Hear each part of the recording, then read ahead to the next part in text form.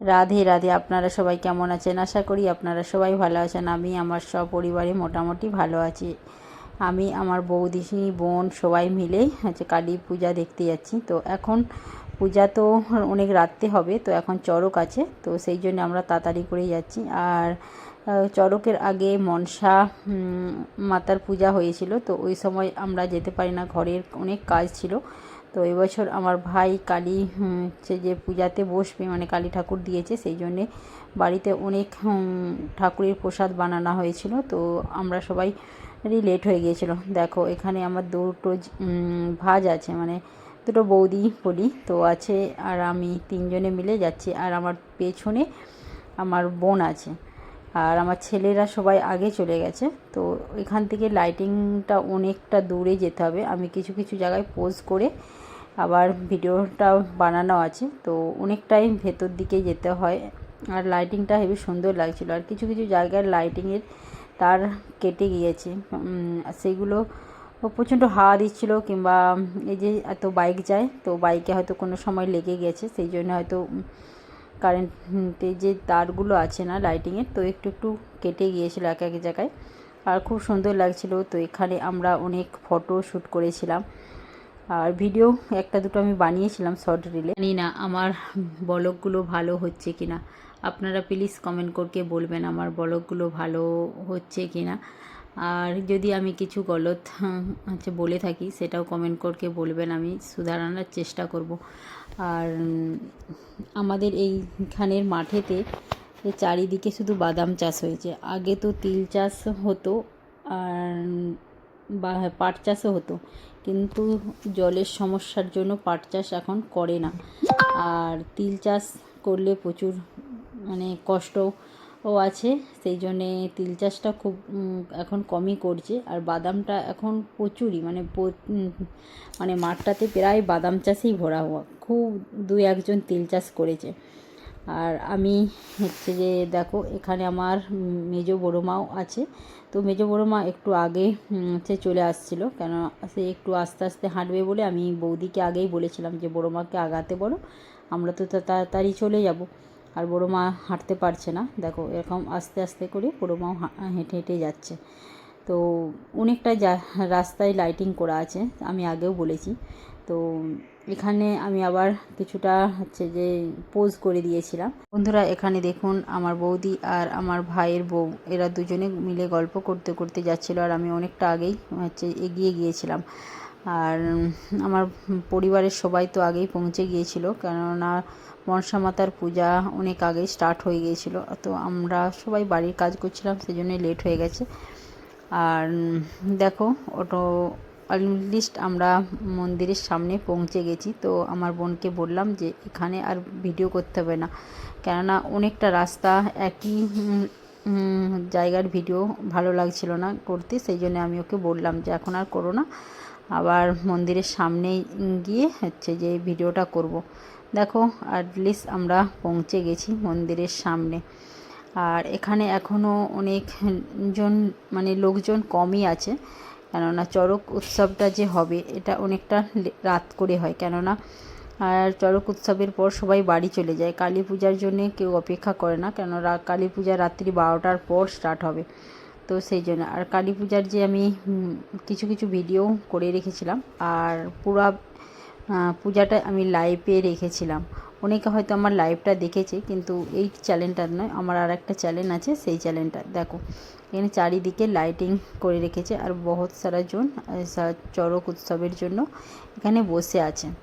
এখানে আমার একটা ক্লাস ফ্রেন্ড ছিল, তো ওর সাথে আমি কিছুক্ষণ কথা বলছিলাম, তো ও কেমন আছে কী তারা জিজ্ঞাসা করি। তারপরে আমি কালী মাতার কাছে যেয়ে ওখানে মঞ্চে বসে পড়েছিলাম। আর দেখো এখানে এত লাইট, কিছুই এখান থেকে দেখা যাচ্ছে না। তো আমি দেখো এখানে দাঁড়িয়ে আছি, আর চারিদিকটা আবার ঘুরে ঘুরে আপনাদেরকে দেখাচ্ছি। তো এখন তো পাবলিক প্রচুরই কম আছে। আর আমার বান্ধবী দেখো এখানে দাঁড়িয়ে আছে, এর সাথে আমি কিছুক্ষণ জাস্ট কথা বলে আবার চলে গিয়েছিলাম। চলো এবারে কালী মাতার দর্শন আপনাদেরকে করিয়ে দিচ্ছি। দেখো এটা আমার মেজো বড়ো মা, আর আমার ভাইয়ের বউ প্রণাম করলো, আর এই যে বৌদি এসে বসে পড়েছে, আর আমিও এখানটা দাঁড়িয়েছিলাম। তো আমাকে বললো বসে পড়তে। আর মন্দিরের ভেতরে দেখো আমার ভাইয়ের বউ আগে থেকে বসে আছে, আর সাইডে এটা যে বসে আছে এটা আমার মামা হয়। আর আমরা হচ্ছে যে মন্দিরের ভেতরে যে আমি বসছিলাম, আর মন্দিরে তো পুজোর জন্যে প্রচুরই কাজও ছিল এখানে। তো আমি তো তেমন একটা কিছু কাজ করি না, অনেক লেটে পৌঁছেছি তো। আর এখানে দেখো আমার সাইডে আর একজন আছে, ওর নাম পায়েল, ও পার্লারের কাজ করে। আর আমার ভাইয়ের বিয়ের সময় ওই সব হচ্ছে ভাইয়ের বউকে সাজিয়েছিল। আর ওনারাই এসে মনে হয় আগে থেকে ফলগুলো আর সব কাটাকুটি করেছিল।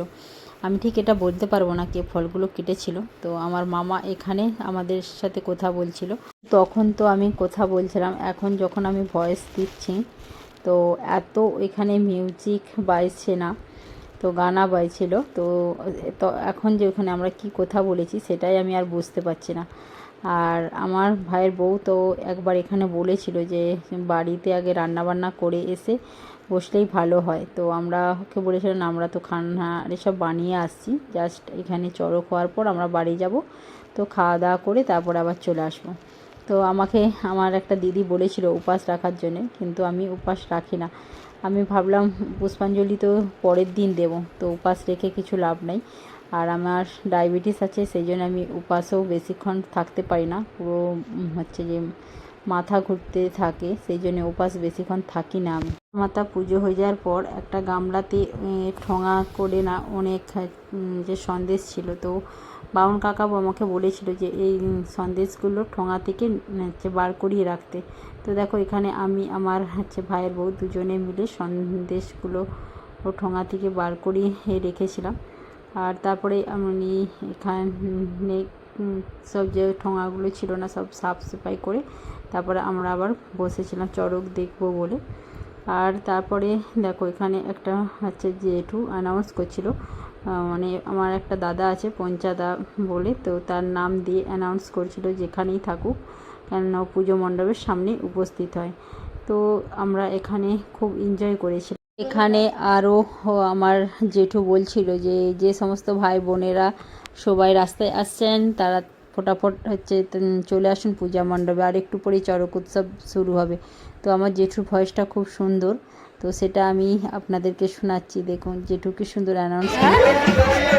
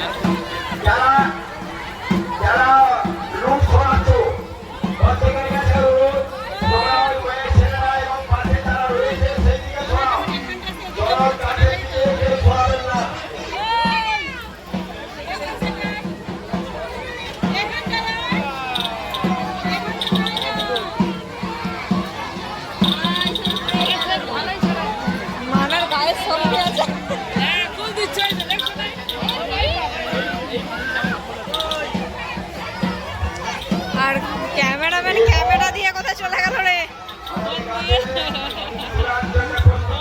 একটা দুটো তিনখানা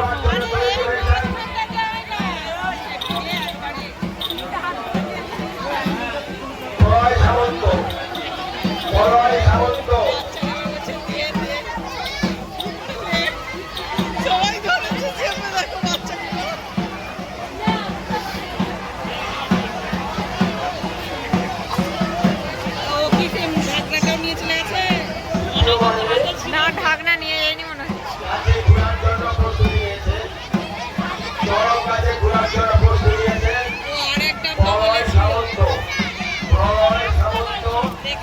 আমার কোথায়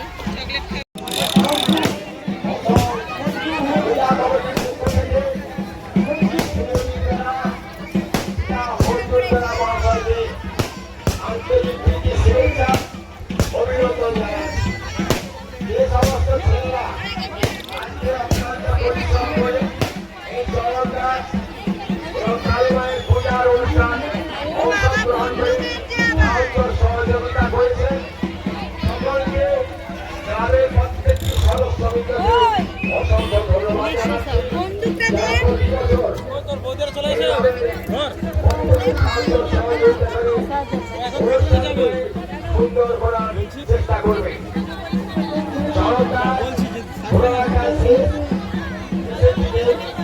আমরা বাজি করোনার কাজ শুরু করে দেব।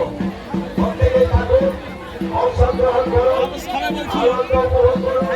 আমাদের এই অনুষ্ঠানগুলিকে সর্বতভাবে সাহায্য সহযোগিতা করে শান্তি শৃঙ্খলা বজায় রেখে সুস্থভাবে যাতে এই অনুষ্ঠান সুসম্পন্ন করা যায় তার জন্য অর্কেস্ট্রার হবে। সাহায্য সহযোগিতা একান্ত আমি কামনা করছি। এখন পর্যন্ত যেভাবে আমাদের সাহায্য সহযোগিতা করেছেন প্রত্যেক দর্শক মন্ডলীকে আমরা পূজা কমিটির পক্ষ থেকে অসংখ্য অসংখ্য ধন্যবাদ জানাচ্ছি।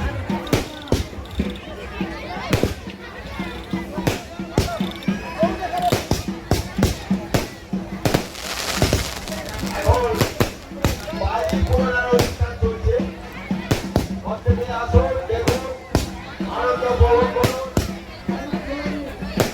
এবং এই অনুষ্ঠানটিকে সর্বদা সাহায্য সহযোগিতা করে শান্তি শৃঙ্খলা বজায় রেখে যাতে সুষ্ঠুভাবে এই অনুষ্ঠানগুলি সুসম্পন্ন করা যায় তার জন্য আপনাদের সাহায্য সহযোগিতা একান্তভাবে কামনা করছি।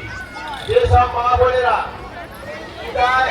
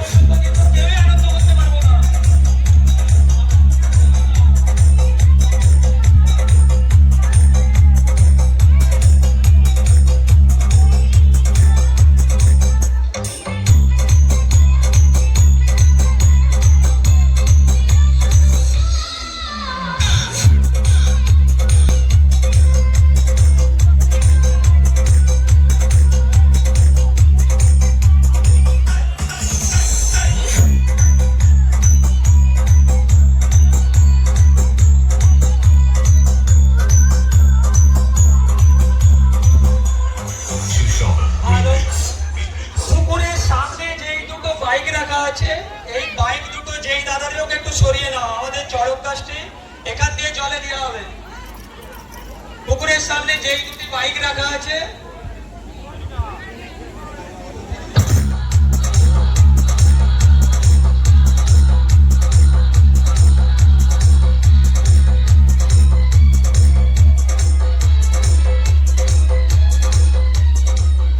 লোকের অনেক কাহিনী শুনেছি, তো আমি জানি না ওটা সত্যি কি না মিথ্যা। তো আমি যতটা হচ্ছে শুনেছি শাশুমা কিংবা মা বাবার কাছ থেকে কিংবা শ্বশুর মশাইয়ের কাছ থেকে, তো শুনেছিলাম যে যে চড়কের মাথার ওপরে যেটা রয়েছে ওটা নাকি ওর ছেলে। তো ওটাকে নাকি পেয়ে গেলে হচ্ছে চড়ক আর আসে না, তো ওটাকে আলাদাভাবে রাখতে হয় আর চড়ক গাছটাকে জলে দিতে হয়। তো চলো ভিডিওটা এখানে এন্ড করছি, বাই বাই।